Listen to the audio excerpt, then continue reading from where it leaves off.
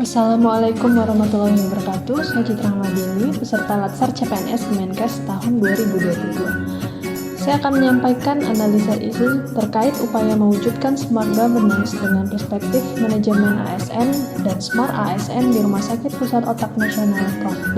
Dr. Nahar Marjono, Jakarta. Isu-isu yang saya dapatkan di Rumah Sakit Pusat Otak Nasional Jakarta, yang pertama, belum optimalnya edukasi tentang risiko jatuh pasien dan keluarga. Yang kedua, kurangnya penerapan komunikasi terapeutik perawat dalam melayani pasien. Yang ketiga, penggunaan alat pelindung diri yang tidak tepat. Belum optimalnya edukasi tentang risiko jatuh pasien pada pasien dan keluarga. Keselamatan pasien merupakan prioritas utama yang harus dilaksanakan pihak rumah sakit.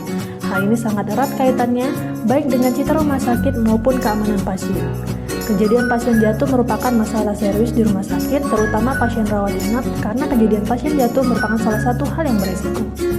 Sebagai perawat, selain membantu individu untuk menyadari kebutuhan kesehatan dirinya sendiri, mengarahkan dalam pencapaian kesehatan fisik optimal dan psikis pasien, perawat juga berperan penting dalam mencegah terjadinya kecelakaan pasien jatuh dengan menerapkan manajemen risiko jatuh.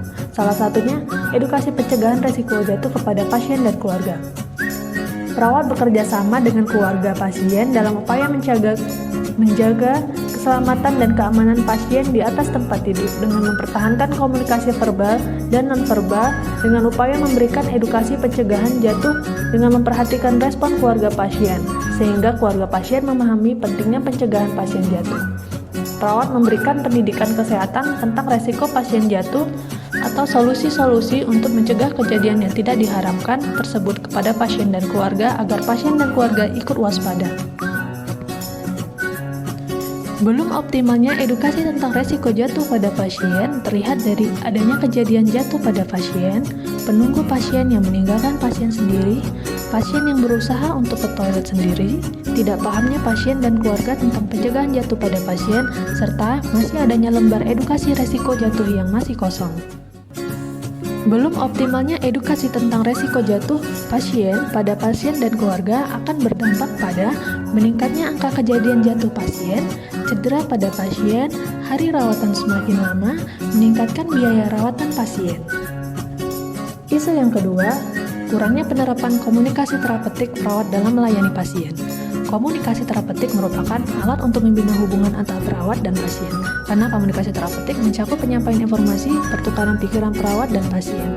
Komunikasi dalam profesi keperawatan sangatlah penting, sebab tanpa komunikasi pelayanan kesehatan sulit untuk mengaplikasikannya. Dalam proses asuhan keperawatan, komunikasi ditujukan untuk mengubah perilaku pasien guna mencapai tingkat kesehatan yang optimal.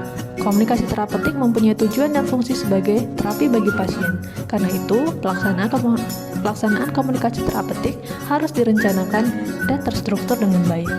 Struktur dalam proses komunikasi terapeutik terdiri dari 4 tahapan, yaitu tahap prainteraksi, tahap orientasi, tahap kerja, dan tahap terminasi.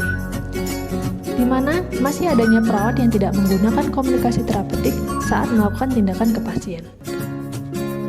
Hal ini dapat menimbulkan dampak ketidakpuasan bagi pasien, merusak citra instansi dan profesi, menimbulkan ketidakpercayaan pasien dan keluarga terhadap perawat, komplain pasien dan keluarga. Isu yang ketiga, yaitu penggunaan alat pelindung diri yang tidak tepat. Masih adanya perawat yang menggunakan alat pelindung diri yang tidak tepat, seperti menggunakan handscoon di luar area tindakan. Hal ini akan berdampak langsung pada pasien dan perawat itu sendiri, karena meningkatkan resiko terjadinya infeksi nosokomial, dan penggunaan APD yang tidak tepat akan meningkatkan beban pengeluaran rumah sakit. Dari 3 isu ini, saya akan mengambil isu yang prioritas dengan menggunakan teknik tapisan isu APKL. Menapis isu dengan teknik APKL yaitu aktual, problematik, kekhalayakan, dan kelayakan. Aktual artinya isu atau pokok persoalan sedang terjadi atau akan terjadi dan sedang menjadi pembicaraan orang banyak. Problematik artinya isu yang menyimpang dari kondisi yang seharusnya, standar ketentuan yang menimbulkan kegelisahan yang perlu dicari penyebab dan pemecahannya. Kekhalayakan artinya isu yang secara langsung menyangkut hajat hidup orang banyak. Kelayakan artinya isu bersifat logis dan patut dibahas sesuai dengan tugas dan tanggung jawab. Analisa APKL ini menggunakan rentang nilai berupa matriks skor yaitu 1-5, yang menandakan bahwa semakin tinggi skor berarti isu tersebut bersifat mendesak untuk segera dicari penyelesaiannya. Dengan teknik APKL didapatkan isu yang prioritas adalah penggunaan alat pelindung diri yang tidak tepat. Selanjutnya, untuk menganalisis isu inti yang saya temukan, saya menggunakan metode analisis fishbone untuk mencari akar permasalahan dari inti tersebut. Terdapat 6 masalah penyebab yang saya temukan. Yang pertama dari segi measurement, kurangnya pengawasan penggunaan APD dari atasan, perawat hanya takut apabila ada sidak yang dilakukan oleh tim PPI rumah sakit. Yang kedua, mother nature atau lingkungan. Isu ini sudah menjadi kebiasaan yang sudah membudidaya di lingkungan sehingga perawat yang tidak mengetahui beranggapan bahwa itu benar karena dilakukan terus-menerus. Yang ketiga, manpower. Rasa khawatir yang berlebihan akan tertularnya penyakit membuat beberapa perawat berlebihan dalam menggunakan APD, tapi dengan cara yang tidak tepat. Misalnya menggunakan handphone ke ruangan pasien dari nurse station dan kembali lagi ke nurse station dengan masih menggunakan handphone yang sama. Yang keempat, dari segi manpower. Kompetensi perawat di ruangan berbeda-beda, sehingga pemahaman tentang pemakaian alat pelindung diri juga berbeda-beda. Yang kelima, dari segi materi, mengenai informasi yang tidak tersampaikan dengan baik. Informasi ini dapat disampaikan oleh siapa saja dan dari mana saja. Informasi yang tidak benar mengenai pemakaian alat pelindung diri juga menjadi penyebab isu ini. Yang keenam, dari segi metode. SOP sebagai pedoman dalam tindakan ini tidak diikuti dengan baik. Setelah menemukan penyebab masalah dalam isu ini, saya mendapatkan gagasan kreatif yang dapat diusulkan untuk menyelesaikan masalah dalam isu ini. Yang pertama, setiap perawat mengikuti pelatihan secara berkala mengenai penggunaan APD. Yang kedua, menerapkan sistem reward dan punishment yang jelas untuk mengubah kebiasaan. Yang ketiga, mengingatkan kembali SOP yang berlaku dan update SOP masing-masing tindakan agar sesuai dengan perkembangan ilmu terkini.